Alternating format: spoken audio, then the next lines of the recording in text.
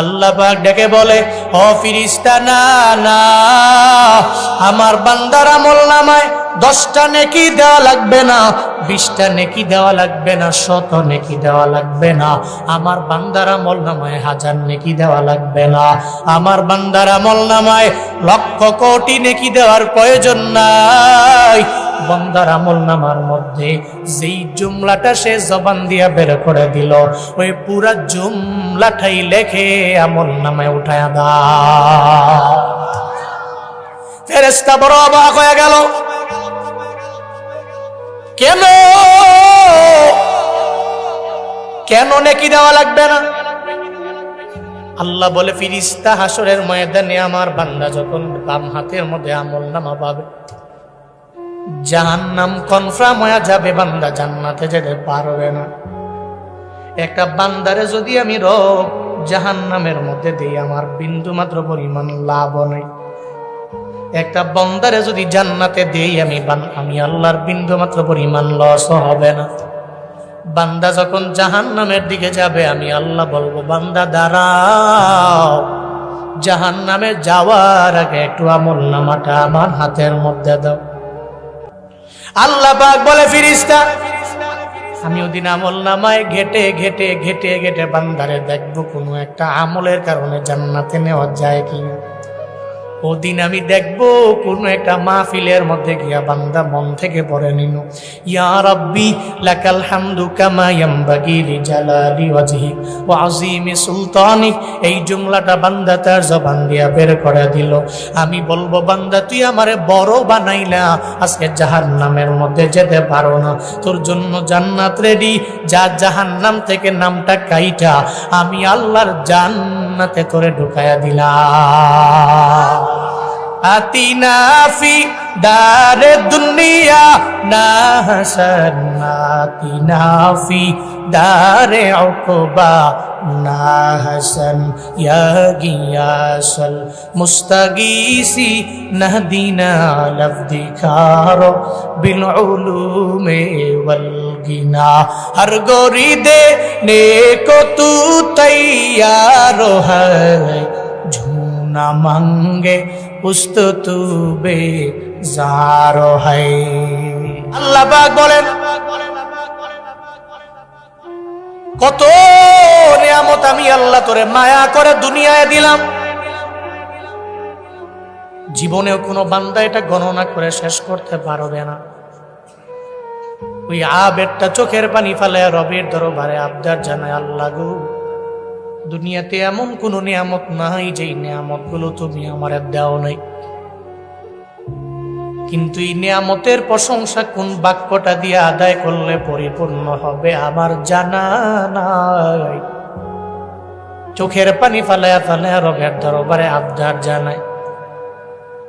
আল্লাহর বড্ড পছন্দ হয়ে গেল ওই বান্দার কথা। আল্লাহ সরাসরি ইলহাম জারি করার মাধ্যমে বান্দাটারে শিখায়া দিল, বান্দা তুমি পড়ে নাও, ইয়া রাব্বি লাকাল হামদু কামা ইয়ামবাগি লিজালালি ওয়াজহিক ওয়া আযীমি সুলতানিক। এই জুমলাটা বান্দা তুমি তোমার জবান দিয়া বের করে দাও। সঙ্গে সঙ্গে সে পড়তে দেরি, ডান কাদের ফেরেশতা ওই বান্দার কাঁধে আসে না নাই? আসেনি? আল্লাহ পাক তো কাজ দিয়া দিলেন। বান্দা যখন নেক আমল করবে, সঙ্গে সঙ্গে বান্দার আমলনামার মধ্যে উঠায়া দাও। সুবহানাল্লাহ, যদি কেউ পড়ে 10টা নেকি সঙ্গে সঙ্গে আমলনামায় দিয়া দেয়। আলহামদুলিল্লাহ, কেউ যদি পড়ে নেয় 10টা নেকি বান্দার আমলনামার মধ্যে লিখে দেয়। আল্লাহু আকবার, যদি কেউ পড়ে বান্দার আমলনামায় 10টা নেকি দিয়া দেয়। কিন্তু এই যে ইয়া রাব্বি লাকাল হামদু কামা ইয়ামবাগি লিজালালি ওয়াজহিক আযীমি সুলতানিক, এই বড় জুমলাটা পড়লে কয়টা নেকি দেওয়া লাগবে ফেরেশতার জানা নাই। সঙ্গে সঙ্গে বলতে লাগলো, আল্লাহ গো, সুবহানাল্লাহ পড়লো 10টা নেকি দিলাম, আলহামদুলিল্লাহ পড়লো, আমি বান্দার আমলনামার মধ্যে 10টা নেকি দিয়া দিলাম, আল্লাহু আকবার পড়লো, আমি বান্দার আমলনামার মধ্যে 10টা নেকি দিয়া দিলাম। আমার জানা নাই এই জুমলায় বাইজিদ বুস্তামির ঘটনা পড়ো, মায়ের দোয়ায় ওলি। সুবহানাল্লাহ পড়ে না? কার দোয়ায়? কার দোয়ায়? মায়ের দোয়া। বই ওয়াইস আল কারনি, মায়ের দোয়ায় মুস্তাজাবুদ দাওয়া। সুবহানাল্লাহ পড়বেন না? মায়ার নবী আমার দুনিয়া থেকে চলে যাবে ভাব যখন হয়ে গেল, নবী ইসলামের দ্বিতীয় খলিফা হযরতে ওমরকে আমার নবী ডাকলেন, হে ওমর, ইয়ামানের কর্ণ নামক শহরের মধ্যে, জায়গার মধ্যে, অঞ্চলের মধ্যে একজন আমি নবীর প্রেমিক আছে রে, তার নাম হলো ওয়াইসাল কারনি। সে এত পরিমাণে দামি, তুমি যদি সুযোগ পাও জীবনে ওয়াইসাল কারনি থেকে তুমি দোয়া নিও। পড়েন সুবহানাল্লাহ। ওমর রে, ওয়াইসাল কারনি দোয়া করলে আমার রব ফিরায় না। ওয়াইসাল কারনি মুস্তাজাবুদ দাওয়া আল্লাহ তারে বানায়া দিল। সে যখন দোয়া করে আল্লাহ কবুল করে নেয়। যে ওমর জান্নাতি, দুনিয়ার মধ্যে জান্নাতের সার্টিফিকেট নবী নিজেই দেয়া গেলেন।